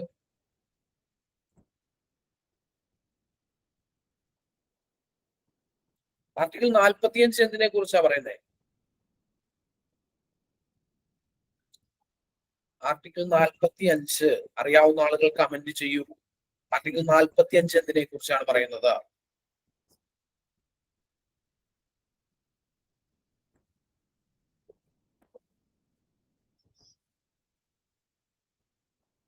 പഴയ ക്ലാസ് കിട്ടിയ ആളുകളൊന്നും ഉത്തരം പറയുന്നില്ലെങ്കിൽ നിങ്ങൾ പഠനം നിർത്തിക്കോട്ടെ ഇവിടെ വെച്ച്. ആർട്ടിക്കിൾ 45 പറയുന്നത് 6 വയസ്സിൽ താഴെയുള്ള കുട്ടികൾക്ക് എന്താണ് ശൈശവാരംഭത്തിൽ തന്നെ പരിചരണവും വിദ്യാഭ്യാസവും എന്ത് ചെയ്യണം, സ്റ്റേറ്റ് ഉറപ്പുവരുത്തണം എന്നാണ് പറയുന്നത്. എന്താണ് ആർട്ടിക്കിൾ 45 പറയുന്നത്? 6 വയസ്സിൽ താഴെയുള്ള കുട്ടികൾക്ക് ശൈശവ ആരംഭത്തിൽ തന്നെ എന്താണ് പരിചരണം, വിദ്യാഭ്യാസം എന്നിവ എന്ത് ചെയ്യണം, സ്റ്റേറ്റ് ഉറപ്പുവരുത്തണം എന്നാണ് ആർട്ടിക്കിൾ 45 പറയുന്നത്. നമ്മുടെ നാട്ടിൽ എന്താണ്, നമ്മുടെ വീടിന്റെ അടുത്തോ ആരെങ്കിലും സ്ത്രീകളൊക്കെ പ്രഗ്നന്റ് ആവുമ്പോ എവിടെ നിന്ന് ആള് വരും? അംഗനവാടികളിൽ നിന്ന് വരും. അവർക്ക് പോഷകാഹാരങ്ങൾ കൊടുക്കും. കുട്ടികളെ എന്താണ് അംഗനവാടികളിൽ വളരെ കുഞ്ഞിൽ തന്നെ ആക്കും. എന്തിനു വേണ്ടിയിട്ടാ ഇതൊക്കെ ചെയ്യുന്നത്? അതായത് കുട്ടികളെ തന്നെ എന്താണ് നല്ല പൗരന്മാരായിട്ട് വാർത്തെടുക്കുക എന്നുള്ളത് ഒരു സ്റ്റേറ്റിന്റെ കടമയാണ്. അതുകൊണ്ടാണ് ഈ അംഗനവാടികളൊക്കെ നിങ്ങളുടെ നാട്ടിൽ പ്രവർത്തിക്കുന്നത്. വെറുതെ ഒന്നും പ്രവർത്തിക്കുന്നതല്ല കേട്ടോ. അത് ഈ അംഗൻവാടികളും അതുമായി ബന്ധപ്പെട്ടെന്താണ് ഗർഭിണികൾക്ക് പോഷകാഹാരങ്ങൾ നൽകുന്നത്. ഇതൊന്നും വെറുതെ അല്ല. കുട്ടികൾ എന്ന് പറയുന്നത് സ്റ്റേറ്റിന്റെ സ്വത്താണ്. നിങ്ങൾ മനസ്സിലാക്കേണ്ടത്. എല്ലാ ഇന്ത്യയിൽ അങ്ങനെയല്ല. നമ്മളുടെ സ്വത്തായിട്ടാണ് നമ്മളുടെ മക്കളെ കണക്കാക്കുന്നത്. ലോകത്ത് വേറെ ഡെവലപ്ഡ് ആയിട്ടുള്ള ഒരു രാജ്യത്തിലും അച്ഛനമ്മമാരുടെ സ്വത്തല്ല ആരെന്ന് പറയുന്നത്, മക്കൾ എന്ന് പറയുന്നത്. മറിച്ച് എന്താണ്, അത് ആ രാജ്യത്തിന്റെ സ്വത്താണ്. അതുകൊണ്ടാണ് യൂറോപ്യൻ രാജ്യങ്ങളിൽ അച്ഛനും അമ്മയും കുട്ടികളെ തല്ലാൻ പാടില്ലാത്തത്. എന്താണ്, അച്ഛനും അമ്മയും കുട്ടിയെ തല്ലാൻ പാടില്ല. തല്ലിയാൽ എന്ത് സംഭവിക്കും? എല്ലാ തിങ്കളാഴ്ച ദിവസവും അവിടെ എന്തുണ്ടാവും? കുട്ടികൾക്ക് കൗൺസിലിംഗ് ഉണ്ടാവും മോർണിംഗ്. ആ കൗൺസിലിംഗിൽ കുട്ടി പറയുകയാണ്, എന്നെ അച്ഛൻ ഇന്നലെ വാരിയിട്ടടിച്ചു എന്ന് പറഞ്ഞാൽ അപ്പോ തന്നെ പോലീസ് വരും. അച്ഛനെ അടിച്ച ആരാണോ അവരെ എടുത്തുകൊണ്ട് പോയി ജയിലിലിടും. കുട്ടിയെ കൊണ്ടുപോയിട്ട് കുട്ടിയെ വളർത്തുന്നതിനായിട്ട് ഗവൺമെന്റിന് അവിടെ സംവിധാനങ്ങളൊക്കെ ഉണ്ട്. അവർ കൊണ്ടുപോയി വളർത്തിക്കോളും. അച്ഛനും അമ്മയും തല്ലിയാൽ അകത്ത് കിടക്കേണ്ടി വരും. അത് എന്തുകൊണ്ടാണെന്ന് പറഞ്ഞാൽ ഇന്ത്യയിലും അങ്ങനെയൊക്കെ തന്നെയാണ്. പക്ഷെ നമ്മള് അത് അങ്ങനെയൊന്നും ഇന്ത്യ രാജ്യത്ത് ഇത് ചെയ്യുന്നില്ല. ഇപ്പോ കുറച്ചുകൂടി അത് നമ്മുടെ ഇത് ആയി വരുന്നുണ്ട്. ആ ഒരു വ്യത്യാസം ഉണ്ടായി വരുന്നുണ്ട്. ഇപ്പൊ ഇവൻ പണ്ട് അധ്യാപകര് തല്ലുമ്പോ, എന്റെയൊക്കെ കുഞ്ഞിലെ നല്ല അടി കിട്ടുമ്പോ നമുക്ക് നല്ല വിഷമത്തോടു കൂടി നമ്മ വീട്ടിൽ വന്ന് പറയുമ്പോ അച്ഛനും അമ്മയും പറയുന്ന ഒരു ഡയലോഗ് ഉണ്ട്, ഒരെണ്ണോ കിട്ടിയുള്ളൂ, നിനക്കൊരു 2 എണ്ണവും കൂടി കിട്ടിയാലോ നന്നാകൂ എന്നുള്ള ഒരു ധാരണ ഈ ഇപ്പോഴുള്ള അച്ഛനമ്മമാർക്ക് അത് കുറവാണ്. മുമ്പത്തെ അച്ഛനമ്മമാർക്ക്, അതായത് നമ്മുടെയൊക്കെ അച്ഛനമ്മമാർക്ക് അങ്ങനെ ഒരു ധാരണ ഉണ്ടായിരുന്നു. ടീച്ചേഴ്സ് തല്ലുന്നത് എന്താണ്, നിന്റെ കയ്യിലിരിപ്പോണ്ടാണ്, അത് തന്നെ നിന്റെ കയ്യിലിരിപ്പോണ്ടാണ് ടീച്ചർമാര് തല്ലുക, അതാണ് നീ നന്നാകാൻ വേണ്ടി തല്ലുന്നതാണെന്നൊക്കെ ഒരു ധാരണ മുൻകാല അച്ഛനമ്മമാർക്ക് ഉണ്ടായിരുന്നു. ഇപ്പൊ അതിൽ മാറ്റം വന്നിട്ടുണ്ട്. എന്തുകൊണ്ടാണ്? ഇപ്പോ ചില അധ്യാപകർ തന്നെ എന്നോട് പറയും, പൊന്നു സാറേ നമുക്കിപ്പോ പിള്ളേരെ തല്ലാൻ പറ്റില്ല, തല്ലിക്കഴിഞ്ഞാൽ അപ്പൊ തന്നെ പോലീസ് വീട്ടിൽ വരും. തല്ലേണ്ട ആവശ്യമൊന്നുമില്ല. തല്ലി പഠിപ്പിക്കുന്ന സിസ്റ്റം ഒരു ശരിയായ സിസ്റ്റം അല്ല എന്ന് ഞാൻ വിശ്വസിക്കുന്നില്ല. അതൊരു ശരിയായിട്ടുള്ള ഒരു സിസ്റ്റം അല്ല. തല്ലി പഠിപ്പിക്കുക അല്ലെങ്കിൽ തല്ലുക എന്ന് പറയുന്നത് അത് ആ കുട്ടിയിൽ ഒരു ബാഡ് ഇമ്പാക്ട് ഉണ്ടാക്കുവാൻ മാത്രമേ എന്ത് ഉണ്ടാക്കുകയുള്ളൂ. അല്ലാതെ തല്ലിയത് കൊണ്ടൊന്നും നന്നായ ചരിത്രമൊന്നും ലോകത്തിന് എവിടെയില്ല. പിന്നെ ചില SI ബിജു പൗലോസുമാർക്കൊക്കെ പറയാം, എന്തെന്ന്, ഞങ്ങളുടെയൊക്കെ ടീച്ചർമാർ ഞങ്ങളെ തല്ലിയത് കൊണ്ടാണ് ഞങ്ങൾ നന്നായി പോയത് എന്ന് SI ബിജു പൗലോസിന് സിനിമയിൽ പറയാം. പക്ഷെ തല്ലിയത് കൊണ്ട് നന്നായ കുട്ടികളൊന്നും ഈ ലോകത്തില്ല കേട്ടോ. നല്ല തല്ല് കിട്ടിയിട്ടുണ്ടെങ്കിൽ നശിച്ചുപോയ കുട്ടികളാണ് നന്നായ കുട്ടികളെക്കാൾ കൂടുതലായിട്ട് ഉണ്ടായിട്ടുള്ളത് ഈ ലോകത്തിൽ. അപ്പൊ അതുകൊണ്ടാണ് പറയുന്നത് എന്താണ്, സ്റ്റേറ്റിന്റെ സ്വത്താണ് കുട്ടികൾ എന്ന് പറയുന്നത്. അപ്പോ നമ്മളുടെ രാജ്യവും എന്താണ്, നല്ല പൗരന്മാരെ വാർത്തെടുക്കുന്നതിന് വേണ്ടിയിട്ടാണ് ഈ 6 വയസ്സിൽ താഴെയുള്ള കുട്ടികൾക്ക് അല്ലെങ്കിൽ ഗർഭിണികളായിട്ടുള്ള സ്ത്രീകൾക്കൊക്കെ എന്ത് ചെയ്യുന്നത്, പരിചരണം, വിദ്യാഭ്യാസം ഒക്കെ കൊടുക്കുന്നത്. ഈ ആർട്ടിക്കിൾ 45 ഇതിനെക്കുറിച്ച് എന്ത് ചെയ്യുന്നത്, പ്രതിപാദിക്കുന്നത്. അപ്പൊ ഇവിടെ എന്ത് മാറ്റമാണ് സംഭവിച്ചത്? ഇവിടെ സംഭവിച്ച മാറ്റം എന്ന് പറയുന്നത്, നിങ്ങൾ മനസ്സിലാക്കേണ്ടത്, ഈ പറയുന്ന 86 ഭരണഘടനാ ഭേദഗതിക്ക് മുമ്പ് വരെ, അതായത് 2002 മുമ്പ് വരെ ആർട്ടിക്കിൾ 45 പ്രതിപാദിച്ചിരുന്നത് ഈ 6 വയസ്സിൽ താഴെയുള്ള കുട്ടികളുടെ സംരക്ഷണത്തെ കുറിച്ച് അല്ലായിരുന്നു. മറിച്ച് അവിടെ പ്രതിപാദിച്ചിരുന്ന വിഷയം എന്ന് പറയുന്നത് 6 വയസ്സിനും 14 വയസ്സിനും ഇടയിൽ എന്താണ്, കുട്ടികൾക്ക് സൗജന്യമായിട്ടുള്ള വിദ്യാഭ്യാസം നൽകണമെന്നുള്ള പോയിന്റ് ആയിരുന്നു ഇവിടെ പ്രതിപാദിച്ചിരുന്നത്, ആർട്ടിക്കിൾ 45 പ്രതിപാദിച്ചിരുന്നത്. നമ്മൾ ഈ 86 ഭരണഘടനാ ഭേദഗതിയിലൂടെ എന്ത് ചെയ്തു? ഈ ആർട്ടിക്കിൾ 45 ഉണ്ടായിരുന്ന കാര്യത്തെ എടുത്ത് നമ്മൾ എവിടെ കൊണ്ടുപോയി? എവിടക്കാ കൊണ്ടുപോയത്? ആർട്ടിക്കിൾ 21A കൊണ്ടുപോയി. അപ്പോ ഒരു വിഷയം തന്നെ രണ്ട് സ്ഥലത്ത് പറയേണ്ട ആവശ്യകതയില്ലല്ലോ. അതുകൊണ്ട് നമ്മൾ എന്ത് ചെയ്തു? ഈ ആർട്ടിക്കിൾ 45 ഒരു ചെറിയ മാറ്റം വരുത്തി. അവിടെ നമ്മൾ 6 മുതൽ 14 വയസ്സ് വരെ എന്താണ് 21A പറഞ്ഞപ്പോ അതിന് താഴെയുള്ള കുട്ടികളെയും എന്ത് ചെയ്യണം? സംരക്ഷിക്കേണ്ട ആവശ്യകതയുണ്ട്. അതുകൊണ്ട് തന്നെ എന്താണ് 6 വയസ്സിൽ താഴെയുള്ള കുട്ടികളെ എന്ത് ചെയ്തു? അവരുടെ സംരക്ഷണത്തെ കുറിച്ച് ആർട്ടിക്കിൾ 45 പറഞ്ഞു. ഇതാണ് 86 ഭേദഗതിയിൽ ഉണ്ടായ മാറ്റം എന്ന് പറയുന്നത്. അപ്പോ ഫണ്ടമെന്റൽ റൈറ്റിൽ ഉണ്ടായ മാറ്റം പഠിച്ചു. പിന്നെ എന്താണ്? ഡിറക്റ്റീവ് പ്രിൻസിപ്പിൾസ് ഓഫ് സ്റ്റേറ്റ് പോളിസിയിൽ ഉണ്ടായ മാറ്റം നമ്മൾ പഠിച്ചു. ഇനി അടുത്തത് നമ്മൾ പഠിക്കാൻ പോകുന്നത് എവിടെയാണ്? മൗലിക കർത്തവ്യങ്ങളിൽ വന്ന മാറ്റം, അല്ലെങ്കിൽ മൗലിക കടമകളിൽ വന്ന മാറ്റം.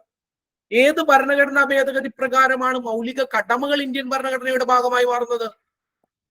ഏത് ഭരണഘടനാ ഭേദഗതി പ്രകാരമാണ് മൗലിക കടമകൾ ഇന്ത്യൻ ഭരണഘടനയുടെ ഭാഗമായിട്ട് മാറുന്നത്? 42 ഭരണഘടനാ ഭേദഗതി പ്രകാരം 1976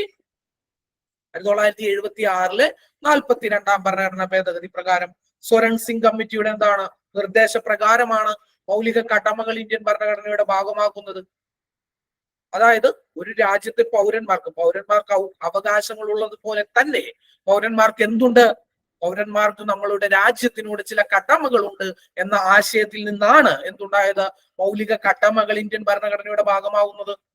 അപ്പോ ഈ മൗലിക കടമകൾ ഇന്ത്യൻ ഭരണഘടനയിൽ വരുമ്പോ ഇന്ന് എത്ര മൗലിക കടമകളുണ്ട്? ഇന്ന് 11 മൗലിക കടമകളുണ്ട്. എന്നാൽ ഈ 1976 ഇന്ത്യൻ ഭരണഘടനയിൽ എന്താണ് ഈ മൗലിക കടമകൾ കൂട്ടിച്ചേർക്കുമ്പോൾ എന്താണ്? മൗലിക കടമകൾ എന്നുള്ളത് വെറും 10 എണ്ണമാണ് ഉണ്ടായിരുന്നത്. അതായത് 243A എന്താണ് സബ് ക്ലോസ് എ മുതൽ 253 അല്ല, article 51A sub close A മുതൽ എന്താണ് സബ് ക്ലോസ് ജെ വരെ 10 ആർട്ടിക്കിളുകളാണ് ഇവിടെ ഉണ്ടായിരുന്നത് മൗലിക കടമകളിൽ ഉണ്ടായിരുന്നത്. എന്നാൽ ഈ 86 ഭരണഘടനാ ഭേദഗതിയോടുകൂടി എന്ത് ചെയ്തു? ഇതിൽ ഒരു കടമ കൂടി എന്ത് ചെയ്തു? അഡീഷണൽ ആയിട്ട് കൂട്ടിച്ചേർത്തു. ഇവിടെ ആർട്ടിക്കിൾ അല്ല കൂട്ടിച്ചേർക്കുന്നത്. നിങ്ങൾ മനസ്സിലാക്കണം, ഇവിടെ എന്താണ്? ഇവിടെ ഒരു ആർട്ടിക്കിൾ അല്ല കൂട്ടിച്ചേർക്കുന്നത്, മറിച്ച് ഒരു സബ് ക്ലോസ് ആണ്. എന്താണ്? ഒരു സബ് ക്ലോസ് ആണ്. അതായത് ഭരണഘടനയുടെ ഭാഗം 4A ആർട്ടിക്കിൾ 51A എന്ന് പറയുന്ന ആർട്ടിക്കിളിൽ എന്താണ് ABC എന്ന് പറഞ്ഞുകൊണ്ട് അതിന് എന്താണ് ഒരുപാട് സബ് ക്ലോസുകൾ ഉണ്ടായിരുന്നു. 10 സബ് ക്ലോസുകൾ ഉണ്ടായിരുന്നു. അവിടെ കെ എന്ന് പറഞ്ഞുകൊണ്ട് എന്താണ് ഒരു പുതിയതായിട്ടുള്ള ഒരു സബ് ക്ലോസ് കൂടി എന്ത് ചെയ്തു? ഭരണഘടനയിൽ കൂട്ടിച്ചേർത്തു. ഭാഗം 4A എന്തിനെ കുറിച്ചാണ് പറയുന്നത്? ഭാഗം 4A പറയുന്നത് മൗലിക കർത്തവ്യങ്ങളെ കുറിച്ചാണ്. അതിൽ ആർട്ടിക്കിൾ 51A കെ എന്ന് പറയുന്ന ഒരു സബ് ക്ലോസ് എന്ത് ചെയ്തു? കൂട്ടിച്ചേർത്തു. ഏത് ഭരണഘടനാ ഭേദഗതി പ്രകാരം? 86 ഭരണഘടനാ ഭേദഗതി പ്രകാരം. ഇനി ഈ ആർട്ടിക്കിൾ 51K എന്ന് പറയുന്നത് എന്തിനെ കുറിച്ചാണ് പറയുന്നത്? ഇത് പറയുന്നത് 6 വയസ്സ് മുതൽ 14 വയസ്സ് വരെ ഇടയിൽ പ്രായമുള്ള കുട്ടികൾക്ക് എന്താണ് വിദ്യാഭ്യാസത്തിനുള്ള സാഹചര്യം ഒരുക്കുക എന്നുള്ളത് ആരുടെ കടമയാണ് എന്നാണ് പറയുന്നത്? മാതാപിതാക്കളുടെയോ അല്ലെങ്കിൽ രക്ഷിതാവിന്റെയോ. മാതാപിതാക്കളില്ലാത്ത ആളുകളെ സംബന്ധിച്ച് ആരായിരിക്കും? ഒരു രക്ഷിതാവ് ഉണ്ടായിരിക്കും, ഒരു ഗാർഡിയൻ ഉണ്ടായിരിക്കും. അയാളുടെ ചുമതലയാണ് എന്തെന്ന് പറയുന്നത് 6നും 14നും വയസ്സിനിടയിൽ പ്രായമുള്ള കുട്ടികൾക്ക് എന്താണ് വിദ്യാഭ്യാസത്തിനുള്ള സാഹചര്യം ഒരുക്കേണ്ടത് മാതാപിതാക്കളുടെ അല്ലെങ്കിൽ എന്താണ് രക്ഷിതാവിന്റെ കടമയാണ് എന്നാണ് ആർട്ടിക്കിൾ 51A സബ് ക്ലോസ് കെയിൽ എന്ത് ചെയ്തത്? കൂട്ടിച്ചേർത്തത്. ഇങ്ങനെയാണ് മൗലിക കടമകൾ 10ൽ നിന്ന് എന്താണ് ഇന്ന് കാണുന്ന രീതിയിൽ 11 മാറിയത്. അപ്പോ ഇത്രയുമാണ് എന്ത് ചെയ്തത്? ഇതിലുണ്ടായ പ്രധാന മാറ്റങ്ങൾ എന്ന് പറയുന്നത്. മൗലികാവകാശത്തിൽ 21A എന്ന് പറയുന്ന ഇത് കൂട്ടിച്ചേർത്തു. 45 എഴുതി വെച്ചിരുന്നത് മാറ്റി. പിന്നെ എന്താണ് ആർട്ടിക്കിൾ 51A എന്ത് ചെയ്തു? സബ് ക്ലോസ് കെ എന്ന് പറയുന്ന ഒരു ക്ലോസ് ആഡ് ചെയ്തു. ഇത്രയും മാറ്റങ്ങളാണ് ഏത് ഭേദഗതിയിലൂടെ വരുത്തിയത്? 86 ഭരണഘടനാ ഭേദഗതിയിലൂടെ വരുത്തിയത്. ഇനി ഇതുമായി ബന്ധപ്പെട്ടുകൊണ്ടാണ് നമുക്കൊരു നിയമം കൂടി പഠിക്കാം. എന്താണ്? ആർട്ടിക്കിൾ 21A ബന്ധപ്പെട്ട നിയമം ഏതാണ്? അത് വിദ്യാഭ്യാസ അവകാശ നിയമമാണ്. എന്താണ്? വിദ്യാഭ്യാസ അവകാശ നിയമം എന്താണ്? 2009 റൈറ്റ് ടു എഡ്യൂക്കേഷൻ ആക്ട്. ഇതാണ് നിങ്ങൾ കേട്ടിട്ടുണ്ടാവും RTE എന്ന് നമ്മൾ പറയുന്ന ആക്ട്. RTE എന്ന് നമ്മൾ ഷോർട്ട് ഫോമിൽ പറയും, റൈറ്റ് ടു എഡ്യൂക്കേഷൻ ആക്ട്. ആക്ടിന്റെ പേര് എന്താണ്? മുഴുവനായിട്ടുള്ള പേരെന്ന് പറയുന്നത് റൈറ്റ് ഓഫ് ചിൽഡ്രൻ ഫോർ എന്താണ് free and compulsory education act 2009 എന്നാണ് ആ നിയമത്തിന്റെ പേര്. നമ്മൾ RTE ആക്ട് എന്ന് പഠിച്ചാൽ മതി, അല്ലെങ്കിൽ റൈറ്റ് ടു എഡ്യൂക്കേഷൻ ആക്ട് എന്ന് പഠിച്ചാൽ മതി. അതിന്റെ പേര് നമ്മളുടെ ഒരു ധാരണ ഉണ്ടാകുക, അതിനു വേണ്ടി മാത്രമാണ് ഞാനത് പറഞ്ഞത്. അപ്പോ ഈ ആർട്ടിക്കിൾ 21 എന്താണ് പറഞ്ഞത്? 21 കുട്ടികൾക്ക് വിദ്യാഭ്യാസം നൽകണം. 6 വയസ്സ് മുതൽ 14 വയസ്സ് വരെയുള്ള കുട്ടികൾക്ക് സൗജന്യവും നിർബന്ധിതവുമായിട്ടുള്ള സൗജന്യ വിദ്യാഭ്യാസം നൽകണം എന്ന് പറഞ്ഞു. പക്ഷേ അത് മാത്രമാണ് 21A പറഞ്ഞത്. ഇത് ഏത് രീതിയിൽ നടപ്പിലാക്കണം എന്നുള്ളത് ആ ഭരണഘടനയിൽ എവിടെയും തന്നെ എന്ത് ചെയ്യുന്നില്ല, പറയുന്നില്ല. അപ്പോ ഈ ആർട്ടിക്കിൾ 21A നടപ്പിലാക്കുന്നതിനായിട്ട്, അല്ലെങ്കിൽ ഇത് എങ്ങനെ നടപ്പിലാക്കണം, അല്ലെങ്കിൽ ഏത് രീതിയിൽ നടപ്പിലാക്കണം എന്നുള്ളതിനെ കുറിച്ച് പ്രതിപാദിക്കുന്നത് പാർലമെന്റ് പാസാക്കിയ ഒരു നിയമമാണ്. ആ നിയമമാണ് എന്തെന്ന് പറയുന്നത് ഈ റൈറ്റ് ടു എഡ്യൂക്കേഷൻ ആക്ട് 2009 എന്ന് പറയുന്നത്. ഇത് ആദ്യമായിട്ട് അവതരിപ്പിച്ചത് എവിടെയാണ്? ഇത് ആദ്യമായിട്ട് അവതരിപ്പിച്ച് പാസാക്കിയത് രാജ്യസഭയിലാണ് 20 ജൂലൈ 2009. അതിനുശേഷം ലോകസഭ 4 ഓഗസ്റ്റ് 2009 ഇത് പാസ്സാക്കുന്നു. രാഷ്ട്രപതി അംഗീകരിക്കുന്നത് 26 ഓഗസ്റ്റ് 2009. എന്നാൽ ഇത് നിലവിൽ വരുന്നത് എന്താണ്? ഏപ്രിൽ 1-ാം തീയതിയാണ്. 2010 ഏപ്രിൽ 1-ാം തീയതിയാണ് എന്തെന്ന് പറയുന്നത് ഈ പറയുന്ന റൈറ്റ് ടു എഡ്യൂക്കേഷൻ ആക്ട് എന്ത് ചെയ്യുന്നത്, നിലവിൽ വരുന്നത്. അപ്പോ ഇത് നിലവിൽ വരുമ്പോ പ്രധാനമന്ത്രി എന്ന് പറയുന്നത് ആരാണ്? മൻമോഹൻ സിംഗ് ആണ്. പ്രസിഡന്റ്, ഇത് ഒപ്പുവെച്ച പ്രസിഡന്റ് ആരാണ്? അത് പ്രതിഭ പാട്ടീലാണ്. 2 ആക്ടുകൾ നിങ്ങൾക്ക് എന്താണ്, ചെറിയ കാര്യങ്ങൾ എന്താണ്, നിങ്ങൾക്ക് കമ്പയർ ചെയ്ത് പഠിക്കാൻ പറ്റുന്ന 2 ആക്ടുകളാണ് എന്തെന്ന് പറയുന്നത് RTEയും RTIയും. RTE എന്ന് പറയുന്നത് എന്താണ്? Right to education act. നമ്മളിപ്പോ പറഞ്ഞ ആക്ട് ഏത് വർഷമാണ്? 2009 നിയമം പാസ്സാകുന്നത്. നിലവിൽ വരുന്നത് 2010. പിന്നെ മറ്റൊരു ആക്ട് എന്ന് പറയുന്നത് RTI ആക്ട് ആണ്. അതെന്താണ്? Right to information. നമുക്ക് കഴിഞ്ഞ ക്ലാസ്സിൽ പഠിച്ചു. റൈറ്റ് ടു ഇൻഫർമേഷൻ ഏത് വർഷമാണ്? 2005. ഇത് രണ്ടും പാസാക്കിയ പ്രധാനമന്ത്രി എന്ന് പറയുന്നത് ആരാണ്? മൻമോഹൻ സിംഗ് ആണ്. ആരാണ്? മൻമോഹൻ സിംഗ് ആണ്. എന്നാൽ രാഷ്ട്രപതിയുടെ കാര്യത്തിൽ വ്യത്യാസമുണ്ട്. റൈറ്റ് ടു ഇൻഫർമേഷൻ ആക്ട് പാസാക്കിയ രാഷ്ട്രപതി എന്ന് പറയുന്നത് ആരാണ്? അത് APJ അബ്ദുൽ കലാം ആണ്. എന്നാൽ റൈറ്റ് ടു എഡ്യൂക്കേഷൻ എന്ന് പറയുന്നത് എന്താണ്? അത് നിലവിൽ വരുമ്പോൾ, അല്ലെങ്കിൽ അത് പാസ്സാക്കുമ്പോൾ ഇന്ത്യയുടെ പ്രസിഡന്റ് എന്ന് പറയുന്നത് പ്രതിഭ പാട്ടീലാണ്. അങ്ങനെ കണക്ട് ചെയ്ത് പഠിച്ചു കഴിഞ്ഞാൽ എന്ത് ചെയ്യില്ല, നിങ്ങൾ ഒരിക്കലും ഈ വിഷയങ്ങളൊന്നും എന്ത് ചെയ്യില്ല, മറക്കില്ല. കാണാപ്പാഠം പഠിക്കുന്ന പരിപാടികൾ ഇപ്പോഴും ആരെങ്കിലും ഒക്കെ തുടരുന്നുണ്ടെങ്കിൽ എന്ത് ചെയ്യുക, നിർത്തേണ്ട സമയം അതിക്രമിച്ചിരിക്കുന്നു എന്നാണ് എനിക്ക് നിങ്ങളോട് പറയാനുള്ളത്. അപ്പോ ഈ പറഞ്ഞ കാര്യങ്ങളെല്ലാം തന്നെ വളരെ വ്യക്തമായിട്ട് നിങ്ങൾക്ക് മനസ്സിലായി എന്ന് കരുതുന്നു. അപ്പോ ഇതോടുകൂടി നമ്മൾ ഈ ക്ലാസ് വൈൻഡപ്പ് ചെയ്യുകയാണ്. എല്ലാവർക്കും നന്ദി, നമസ്കാരം. Thank you.